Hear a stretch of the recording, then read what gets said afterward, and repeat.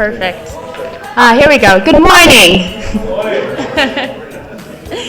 Welcome to Session 6, Intergovernmental Responses.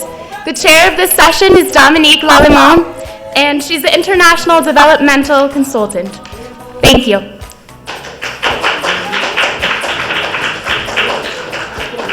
Bonjour. Ce matin, la session est en français. Hein? Oui? Okay. Super. Yes. Good morning, everyone. We're starting a little bit late, so we're going to try to make up the time because I know that we have a very rich day of speakers in which we're going to cover a large number of stakeholders. I'm standing in this morning for a good friend who is unfortunately not here, Pradeep. Okay, yeah, Pradeep Monga from. I cannot do technology and things at the same time. Can somebody? Come on, do it. Do it while I do the rest. Okay. So I'm standing in this morning for Pradeep Monga, who unfortunately is sick and couldn't be with us. I will use, however, if this machine wakes up, 3 of his slides, which in the presentation that he was going to make, which I thought were a very good transition between what we discussed yesterday during the day and today's discussions.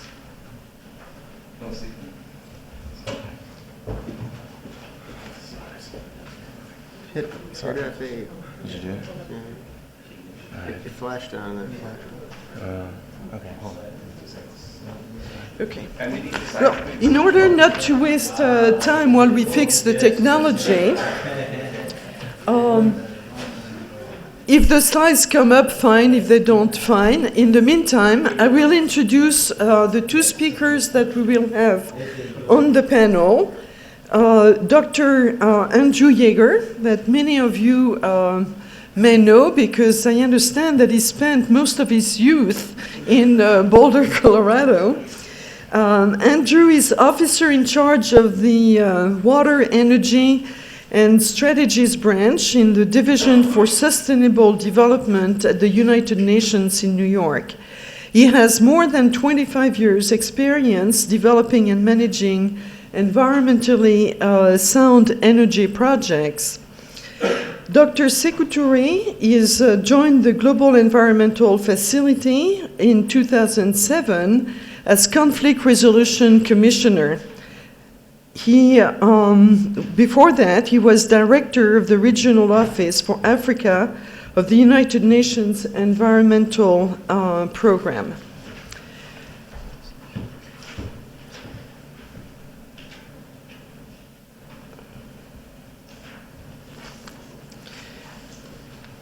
Okay, so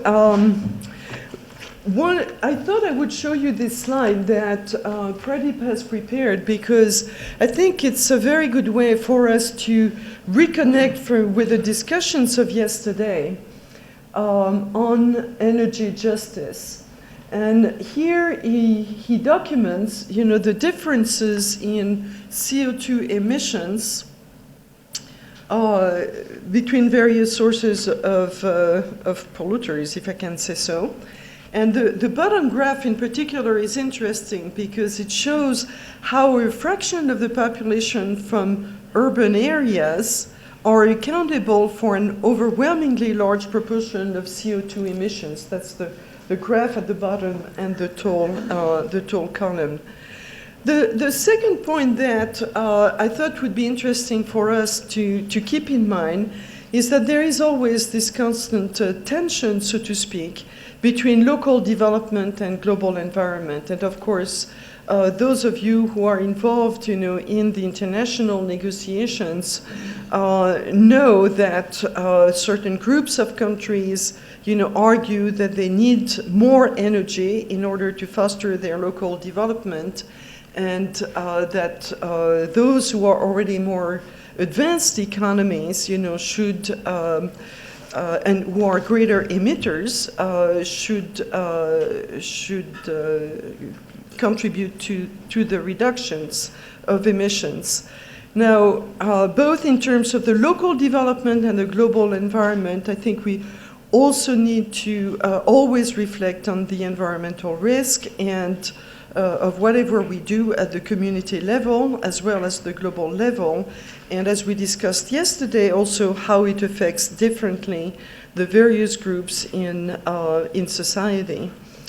And the last slide I will show is this one on the levels of investment. And I think this is pretty powerful because, you know, if, as we were discussing yesterday, there is still such a large proportion of the world population which does not have access to any clean, safe, modern energy, if we want to call it this way, then we need to invest. And in those regions which need them most is where there are almost the least levels of investments. So as today we will discuss also the role of the various partners, whether they are international organizations, whether they are financiers of various kinds, private investors, NGOs. I think we also need to reflect, you know, where to direct our efforts in order to meet the needs of those who don't have energy. So the key messages that we want to reflect during this session are on the need for strengthening international action and cooperation, the need for significant scaling up of efforts in terms of quantitative and qualitative delivery and impacts, the enhancements of investments, but also, you know, the holistic but differentiated approach with a clear focus on cooking needs for women and linking access of poor to energy services with productive uses. So with this limited introductory remark, let me turn now to the panel. And Andrew, if you'd like to join us, as it's really a pleasure for me to work with these two longtime friends. And both of them, are extremely committed to energy justice. Andrew. Thank you. Merci, Dominique. Thank you. Thank you, Dominique, for that introduction. And it certainly is great to be here with my friends and with all of you and with a lot of old friends. As some of you know, I spent 9 years here in the mid-'70s to mid-'80s, but in the engineering school. Let me see. How to get out of here? Let's see. Thank you. In the engineering school, and I could see by walking through this building the last couple of days that I think lawyers have a different budget than engineers. If you've been in the engineering campus, we have exposed concrete and kind of looks like a construction zone, I guess, to make us feel at home. Yeah.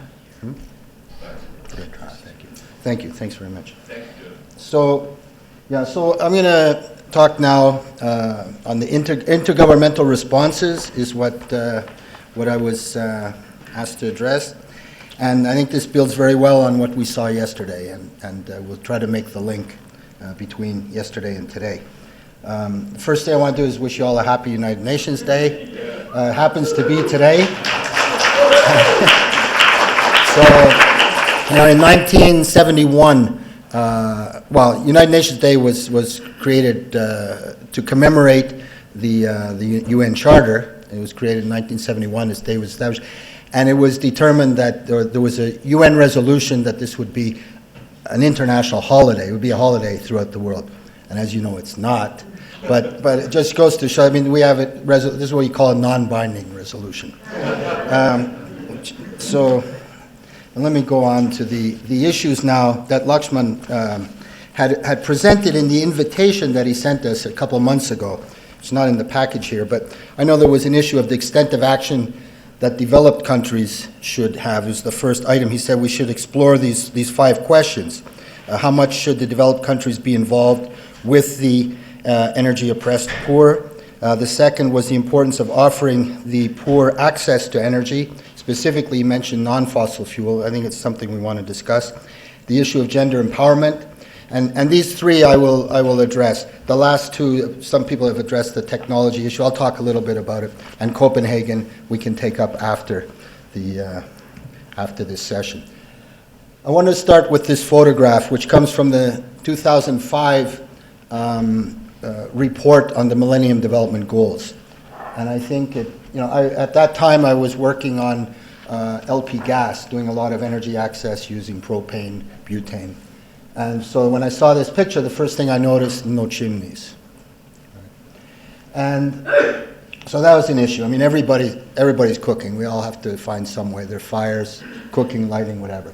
So I noticed no chimneys. But then you see on the right-hand side, towards the center, there's a woman cleaning the pot or collecting water. A girl standing in between those small shacks, which are toilets. I mean, those are toilets. And I guess we could say, with the flow of the tide in and out here, we might even call them flush toilets. And I mean, this is a real perverse way. I mean, this is the way that a couple billion of our fellow citizens live. And I think it's something that's being addressed by this conference.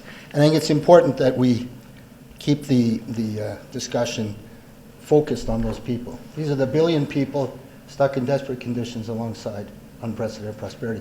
This is from Paul Collier, the bottom billion. And these are the people I think that we're working with. So who are these people? These are fellow global citizens who are too poor to engage in their local marketplace in a meaningful way, say in a cash economy. Their national budgets are too small to take care of their basic human needs. In this country, for example, we have poor, but they're taken care of to some degree. They're certainly not in the condition of that photo. So at least have basic human needs. These are people that are not impacted, and I think this is important, by the many sustainable development programs and activities that are in place internationally and in their countries. These are people I think we can call in a pre-development stage. A lot of these meetings we have in New York with governments, ministers come, there's a lot of discussion, resolutions. A lot of times those decisions don't trickle down.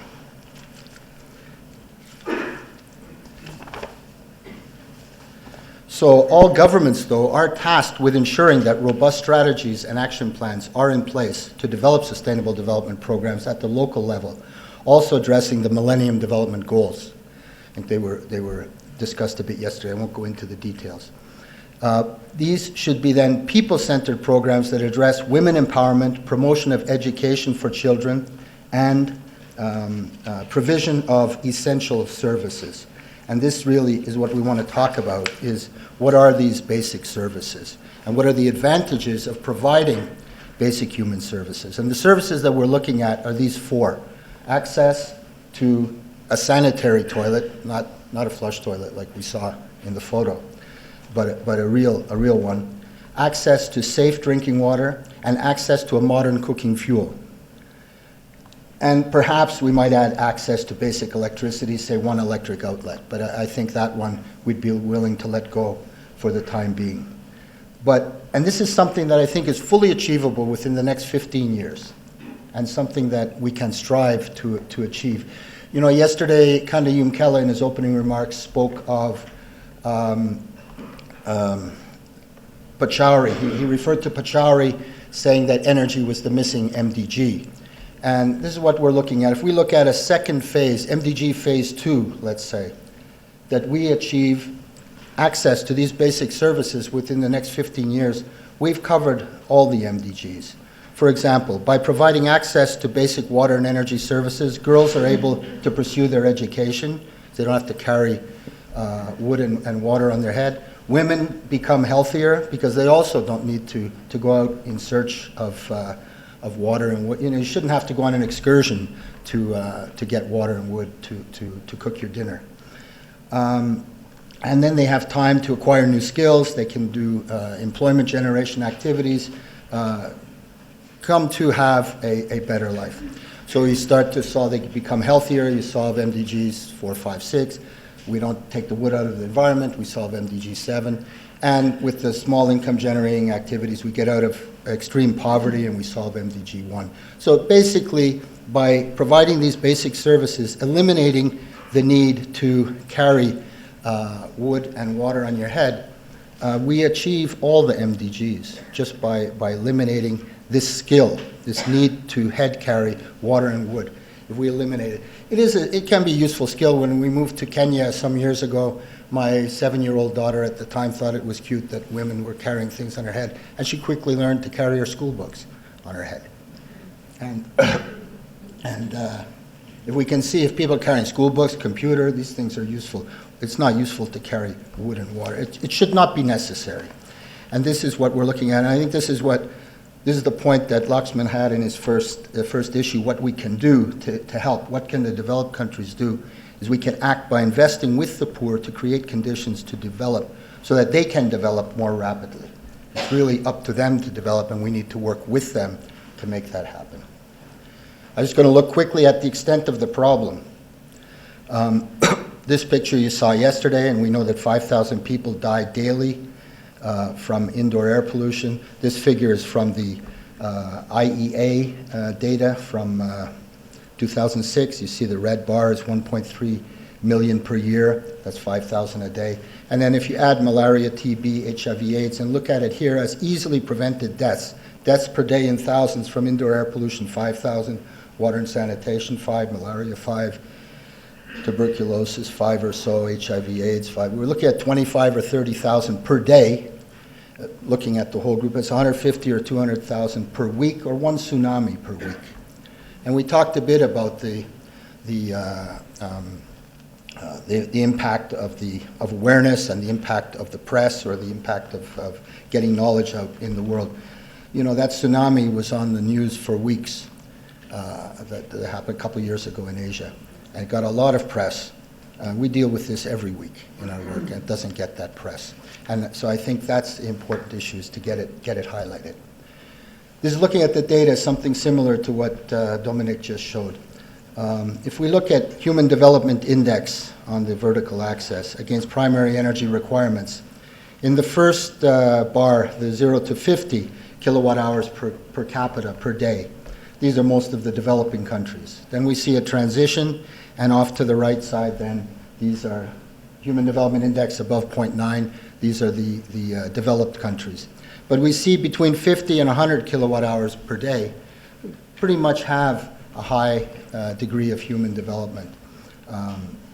It's perhaps an area at which we can all aim. If the developed countries can get up there, developing countries can perhaps reduce and get back to that, still have the same development index. So we want to look at the energy needs now. And I think it's important to break them down. It's not just energy, but there's electrical energy, there's thermal energy, and there's mechanical power. These are the three forms of energy that we use. I'm not going to discuss mechanical power today for lack of time, so let's focus only on the thermal energy requirements and electrical. And I want to take these separately and focus specifically on Africa, and to build on what Kandi Yumkela spoke of yesterday in his opening, and really he focused, I think, a lot on Africa as well, and take a bit of a programmatic approach. When I came home a couple months ago, I found this on the refrigerator, which my wife had cut out of the newspaper. She started to clean out the basement to get rid of stuff we don't really need, and well, one thing led to another. I'm still afraid that this is going to happen when I come home one day. But I mean, this is it. I mean, here's a 3-stone fire. And this is the basic needs. But sadly, that's all that some people have. Okay? What I want to look at, so I use that to focus on the thermal energy need, because we often talk of electricity. But the thermal need is the basic. You really need the thermal energy. These are 7 types of fuel, of gas, that are available in Africa. And the reason I raise it is that in every country there is some form of gas. We talk a lot about natural gas, that often comes up, that's in this list.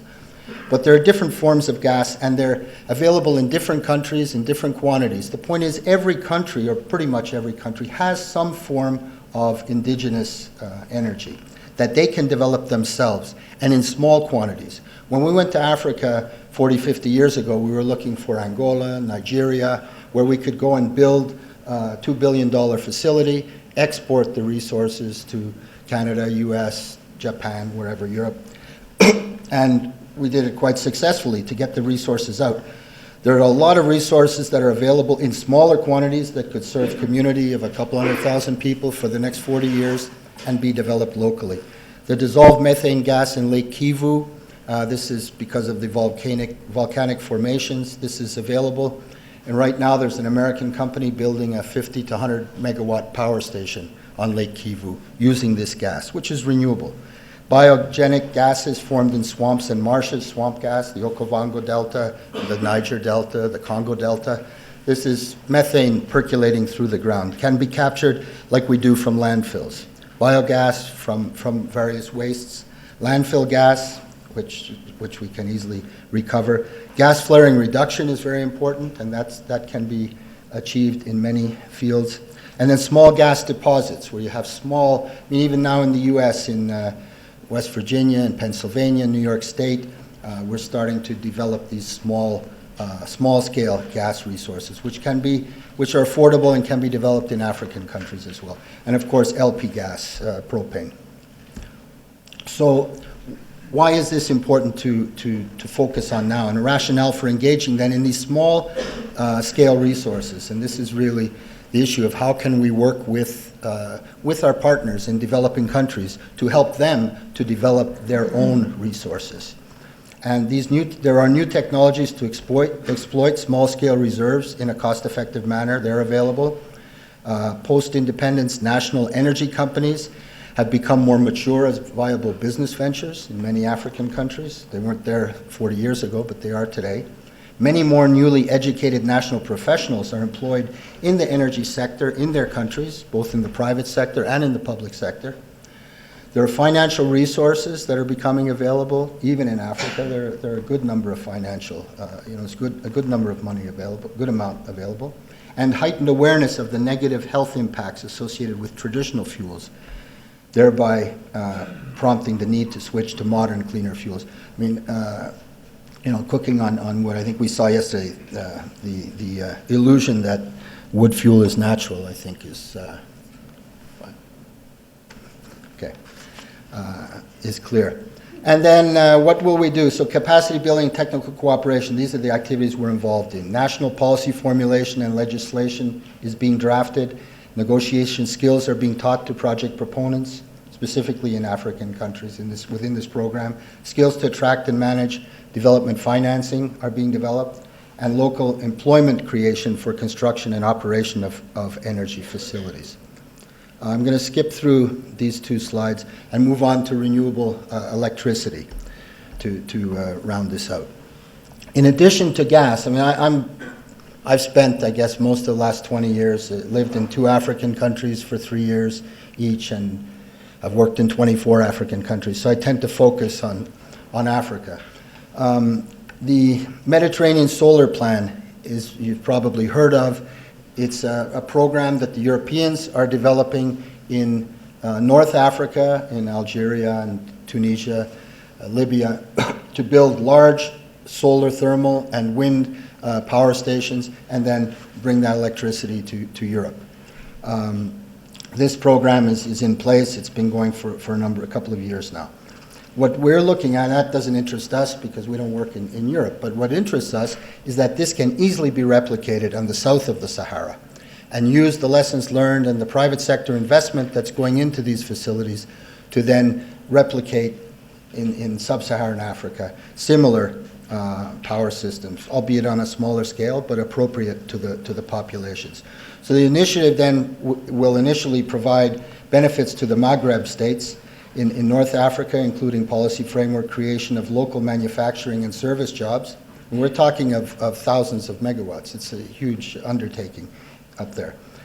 And then replication of the large-scale solar and wind throughout sub-Saharan Africa, including geothermal, which is available in a number of regions.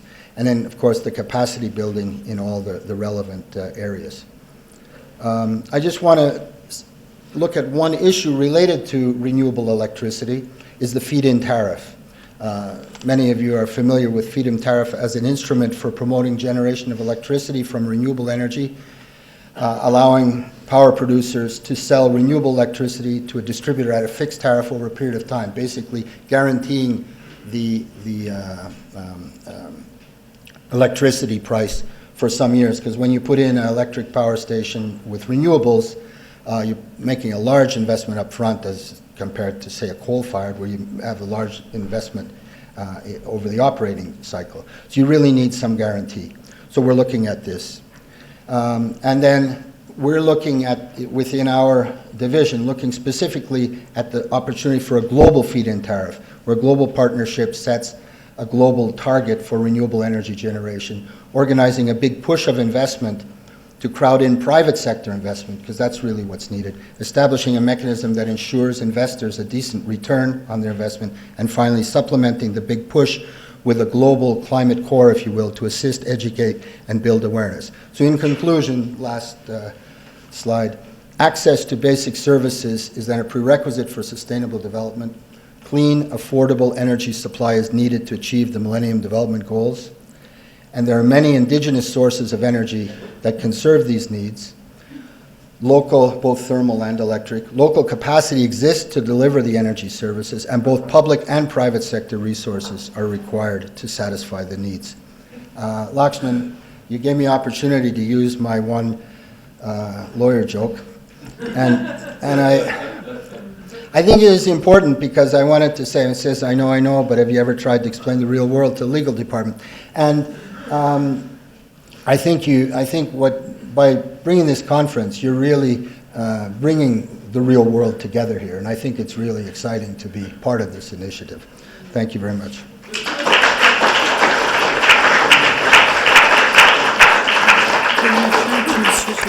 Yeah. Thank you very much, Andrew. Could you please come, Sekou? I think it was really, I really enjoyed, some of the points that Andrew brought in terms of the gas that we may not have thought or discussed as much yesterday. And I think your figures about the human tsunami are very compelling. Thank you. Sekou? Oh, is that right? What is happening here? I don't like that. Oh, I don't like that. Did they do that? Who did that? You had some No, people no, no. do this for you? No.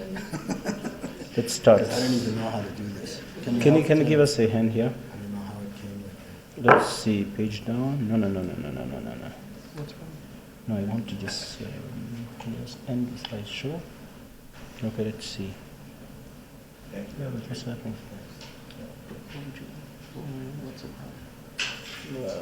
Okay, let's see. Why is it? We should all come together. It's just, how do you get rid of this? I could try to take those actions off. It would take Take me the a minute, actions so off. maybe you could begin. Yeah. Okay. Well, while he's doing this, sorry about that. I tried earlier. It was fine. I'm really bringing a perspective in the discussion that is related to financing. And obviously, when you talk about financing in a context like this, you have to have a few things in mind. I wanted to make sure that I was not hors sujet, comme, as the French would put it. Clearly, when you mention energy justice, I'm a Francophone. My mother tongue is Malenke. So I wanted to make sure that I understood what we meant by energy or environmental justice. And I went to Google and then pull out a few things. US EPA has its own definition, which I have on my slide. And then there were some conferences where people pulled their head together and then came with some notions of environmental justice.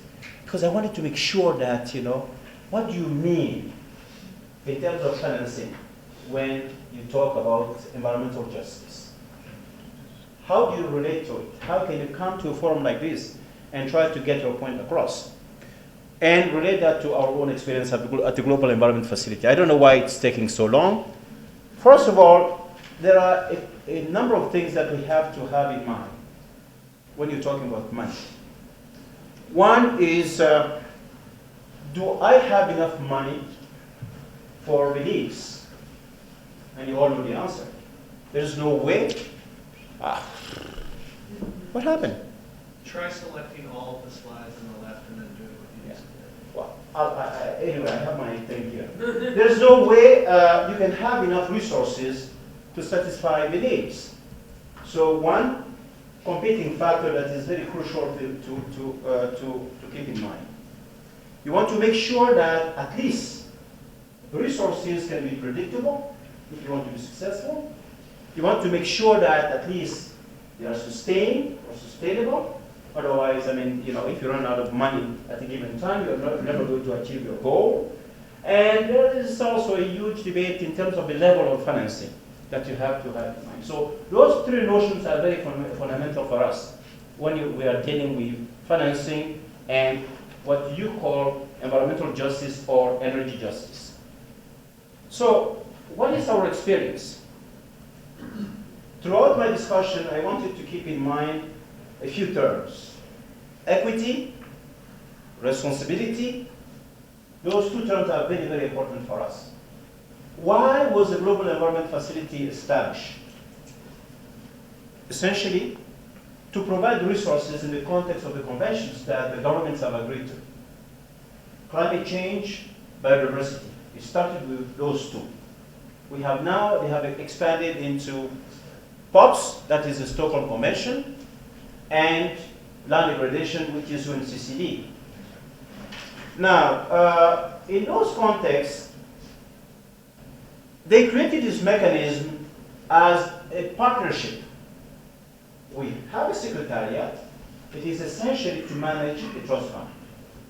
Now, instead of creating a new institution, they just wanted to really use the existing infrastructure that is there. So we have about 10 implementing agencies. A number of regional development banks, all of them actually, the African Development Bank, the Asian Development Bank, the Inter-American Development Bank, the European Bank of Development and Reconstruction, to really implement projects because, you know, and the World Bank. There's your mic. Thank you very much. I almost forgot about the World Bank in this. Clearly, the notion was that, yes, go ahead. Come back to the key questions. Clearly, the question was, how do you make sure that the resources that you have are tailored in a manner that is sustainable, that takes advantage of the infrastructure that exists instead of creating new institutions, and that gets to the people that need it, the delivery mechanism. So, in putting that institutional arrangement together, and I will relate that to the energy issue shortly, we had a number of actors in this system. And for the system to operate and be successful and make sure that, you know, we reach what you call energy justice and I call quest for environmental justice and energy justice, there are a number of key questions we always ask ourselves as financiers. One is the level of resources. Do we have enough resources, or are we satisfied with the level of resources that we have? Two, how do you make sure that these resources is allocated in such a manner that, again, you achieve your objectives? If I want to make sure that we deal with energy issues, how do I allocate my money to really tailor activities that will support the key priorities that governments have identified? The distribution of resources. I want to make sure that local communities have a portion of the resource. I want to make sure that not all the resources go to one region, Latin America, and then Africa doesn't get enough. And I want to make sure that the institutions that are helping me implement my project, I have to go through those institutions, that we have a balance to make sure of that the sustainability issue is really there. So does it work now? Very good. So now let us look at, in terms of that notion of justice that I'm trying to forge upon you here. I had a set of questions, 4 of them. let me start with question number 4.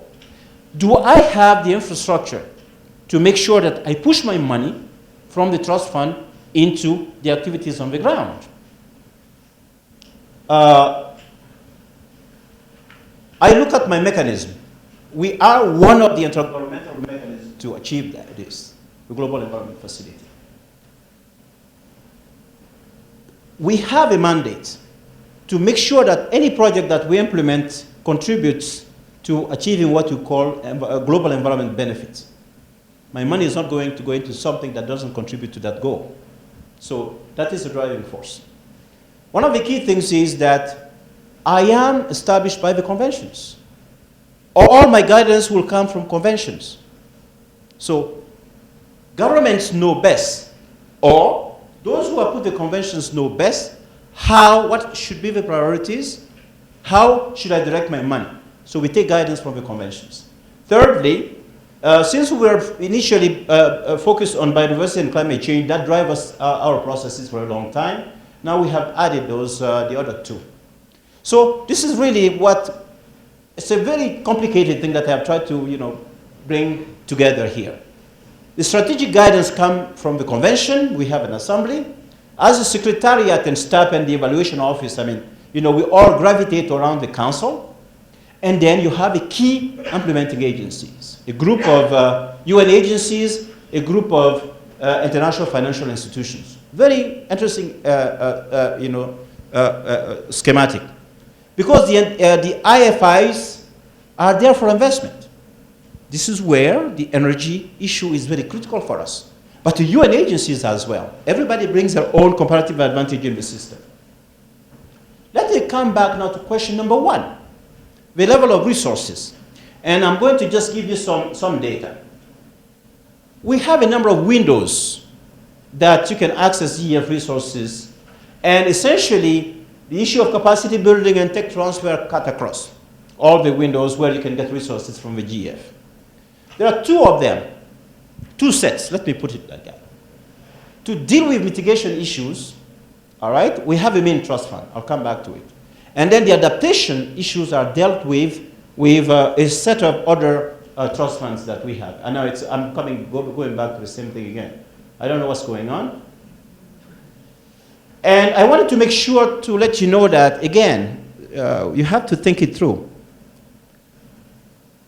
Our difficulty is when you are financing things, when you have to deal with money, there are competing interests, competing things. You have to keep that in mind when you're talking about justice, because you have a pool of resources that is there, that is not necessarily expandable, but there are competing things.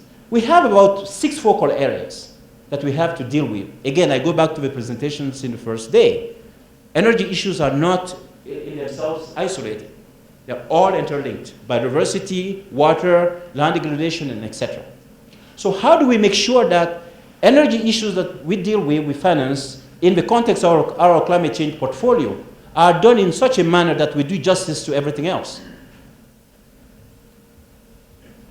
So this is what we have had since the beginning of the GEF. There was a pilot period, and then every 4 years, the trust fund, the main trust fund, to deal with mitigation is replenished. We are currently at the 4th replenishment, $3.13 billion for about 4 years. So in terms of my question, well, I think, well, somehow we do have some resources, $3.1, $3.4 billion, okay? Maybe it's not enough, but that's some money. Question number 1, how have we been allocating our resources and coming to the theme of the day? I went and pulled the data from the beginning of the GEF up until today. You can see that green and red, energy efficiency and renewable energy have been increasing. They have had a huge share in our climate change portfolio over the years.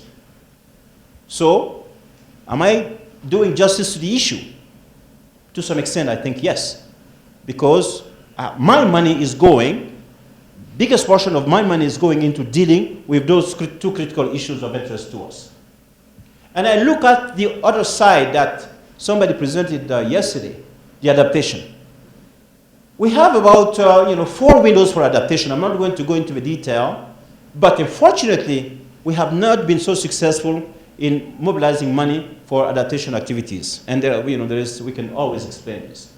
My question number 3, how are we allocating our resources to make sure that we don't overlook one key stakeholder in the process? You want justice, isn't it? So what I did also was to look at the way money has been allocated in the GEF.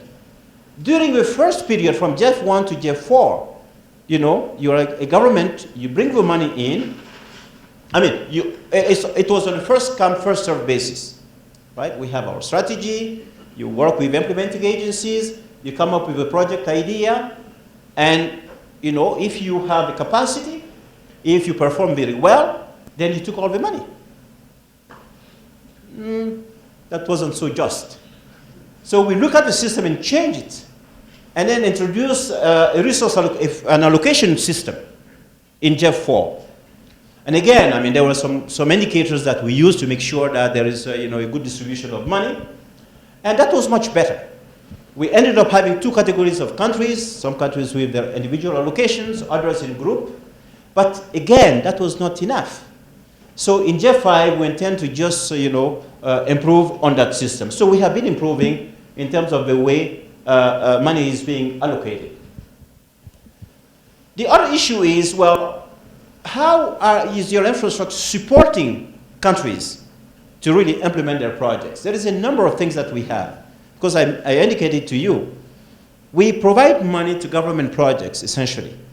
But how about local communities and research institutions? You want some equity, some justice in the system.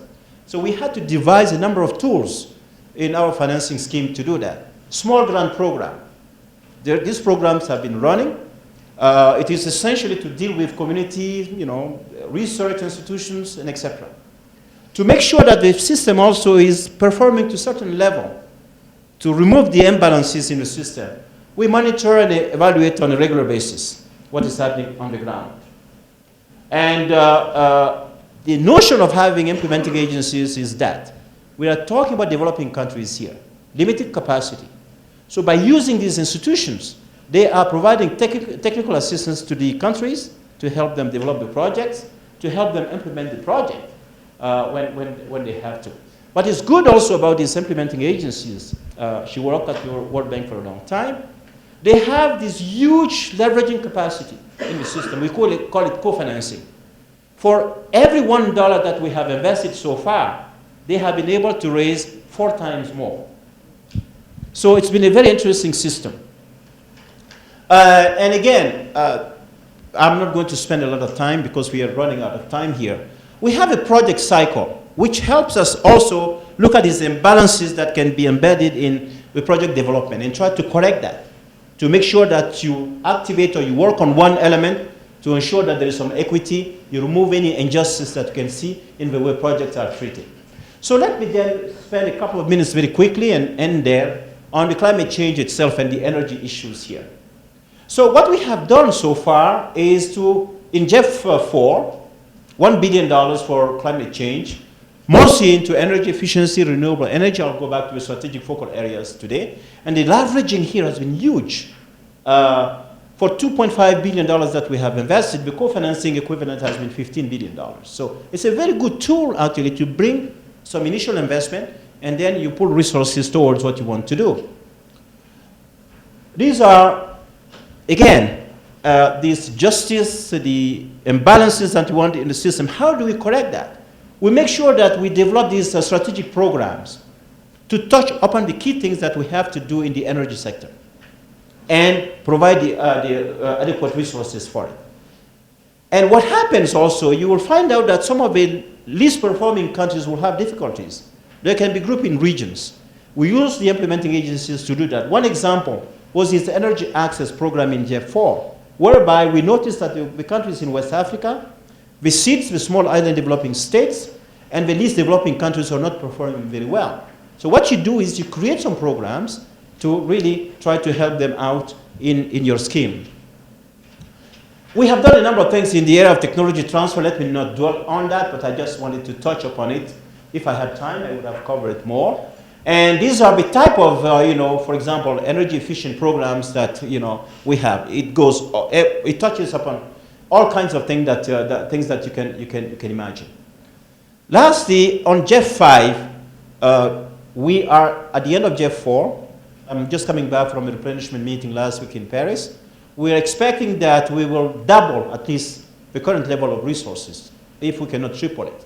If we do so, there will be huge emphasis on energy issues, and this is the purpose of this table, is to show you where money will go in terms of the future investment in JEF 5. So again, this is a summary of what has happened. This is too detailed. And by the way, investing in energy efficiency, renewable energy, we have been able to really mitigate a lot of CO2 emissions around the world. So these are the figures for you. In conclusion, let me say a couple of things. One, financing is very crucial for energy justice. Again, I dwell on the issue of equity and responsibility because this is the basis on which the GEF is created. All right? Developed countries say that we are responsible for most of these things. We are going to give some money, grant money, to developing countries to help them cope with these issues. Some tools exist at the global level. GEF is one of those. We tend to believe that we are probably the best, but a lot of people will say no. We believe also that we have made some substantive investment in the energy sector over the years, and I show you some data for that. But efforts towards energy justice should continue, especially in a number of areas, the way we allocate money, our performance system, and etc. And the good thing is we keep reviewing these things on a regular basis. So, my 4 questions, then I end here. In terms of the level of resources, I think we can do more. There's no question. Number 2, the system of allocation of resources is improving, but we are not satisfied with it. I think that there are still some imbalances there. The way money is distributed now, I think we feel a little more confident than before, but again, this is work in progress. And the delivery infrastructure can always be improved because we hear a lot of complaints that the machinery is too heavy, that implementing agencies are not performing to the level at which they should, and etc. So on that, let me stop here.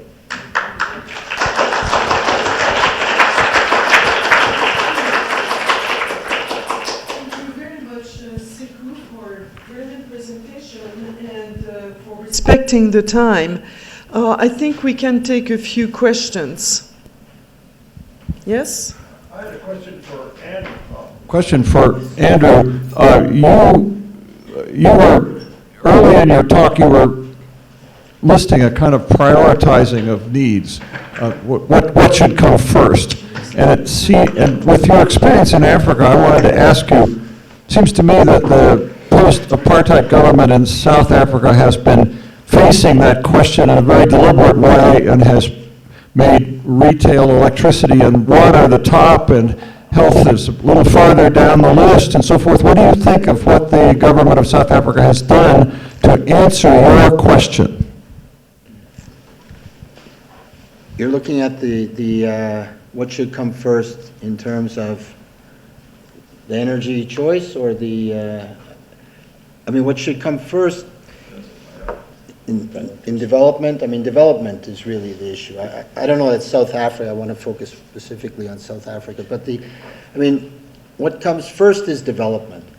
And it's the economic development that comes first. And we see it, I'll use China as an example, because I think that's a really good one. In the last, when we went to China 20 years ago, talk of renewables and energy efficiency, we did, the World Bank and UN. They had small projects, but they didn't really want to talk about it. What they were interested in was building coal-fired power stations and have 10% growth rate, which they've done very effectively. Now, after they've reached a certain point, they're able to start taking the time to look at how can we do this better.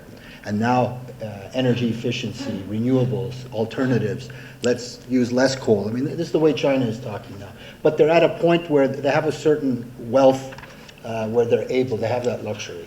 And it's a really difficult question when you're dealing with the bottom 1 or 2 billion that you start talking in intellectualizing how you do this. People need the basic services, and they need it quickly. Yeah, I just want to say that it's been wonderful to see so many great minds and great people.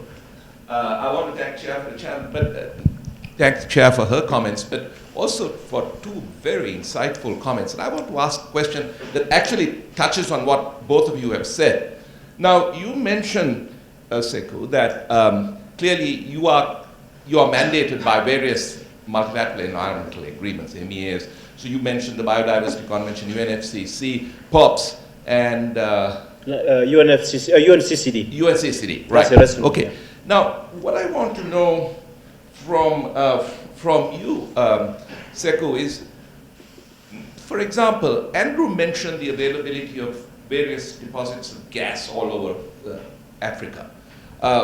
We had here Ashok talk about water, but he's also mentioned arsenic in water in different parts of India and Asia.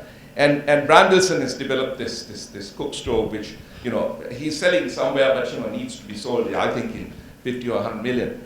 To what extent can your GEF funding extend to projects like this to scale them up? Yeah. And in doing so, to what extent do you interweave or interlace the different GEFs? You know, POPs can deal with arsenic maybe, but then UNFCCC, I think, contrary to what was said yesterday, can deal with non-CO2 problems that deal with global warming. So that my question is, how would you give practical expressions to three pieces of information that we've gathered here today and yesterday?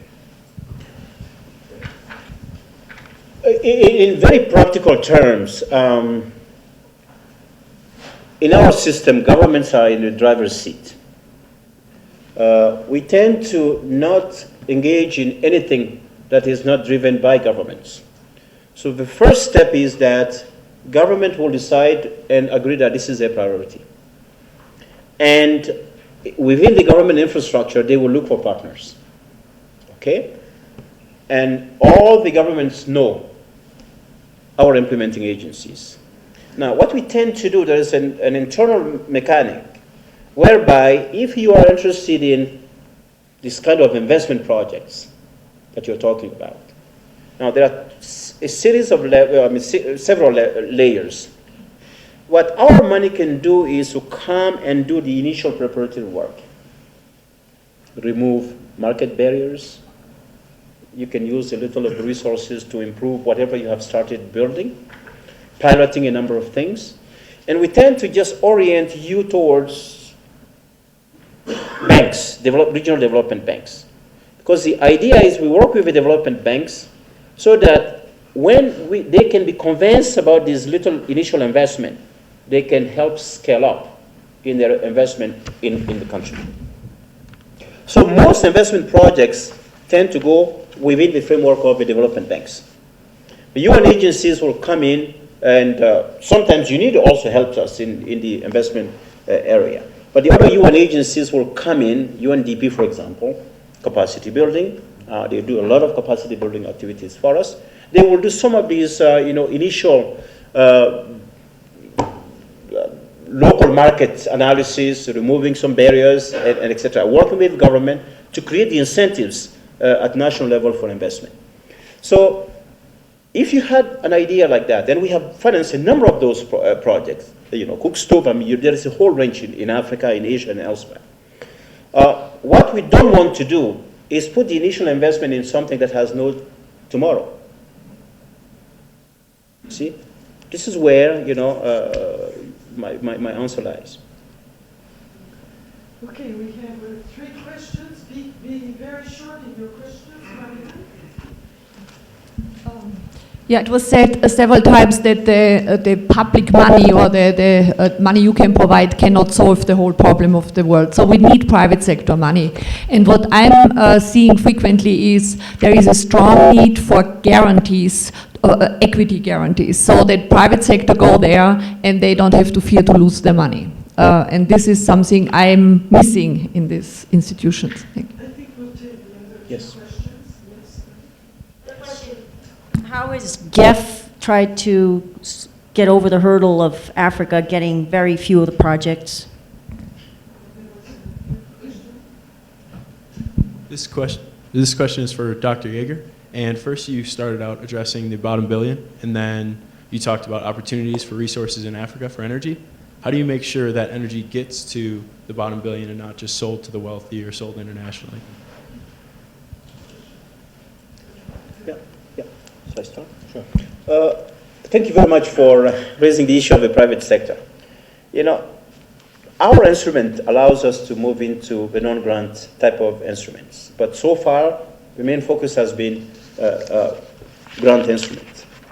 So in JEF 4, we have a pilot program now that is being managed by IFC within the bank to open up towards the private sector. So what happened was we put some money within IFC and then use IFC to try to just interact with the private sector on a number of issues. Equity issue is one of those, clearly. And hopefully in JEF 5, this pilot program would be really, we hope that it will be expanded. But again, you want to make sure that you use non-grant instrument to do those kind of things because of the reflows. What do you do with the reflow? Do you mix it with your grant money, or do we just reinvest it in the country and etc.? So there are some technical issues that we are dealing with. But the private sector, yes, there's a strategy that is coming on now. On Africa, essentially, there has been two changes in the GEF. You recall I said that initially the projects used to be considered on the first come, first served basis. Obviously, these African countries were not performing. Lack of capacity, I mean, we can go on and on and on. So we changed the system to try to see if they can be accommodated with this allocation system now, lowering the issue of performance and putting more emphasis on issues of vulnerability and those kind of indicators to come up with an allocation system. So a lot of them are getting individual allocations, but some of them are in group allocations. On top of that, I raised the issue of the West Africa program with UNIDO. The programmatic approach is helping us assist regions such as Africa as well. So that what you do is you take a number of countries, and then you provide the necessary infrastructure and support for them to access resources and develop and implement the projects. For those who don't know, the IFC, the International Finance Corporation, is the private sector branch of the World Bank. Thank you. Andrew? Yes, thank you. Yeah, on the issue of getting the benefits to the people, I mean, we're working in these programs. We have the capacity building and technical cooperation aspects are very important. And when we're working with a country, we're building the capacity in the country to be able to develop the project and deliver the services. And this is really done on a local level. And we're very cognizant of it, and we work with the governments to make sure that they're involved in their own solution. And that's really where it is. It's not top down, it's really bottom up or integrated. Thank you. Okay, I'm sure that many of you have more questions in mind, but I was trying to catch up with a little delay. We made up for 2 minutes. So I will close the session and ask you to give a big clap to our two speakers.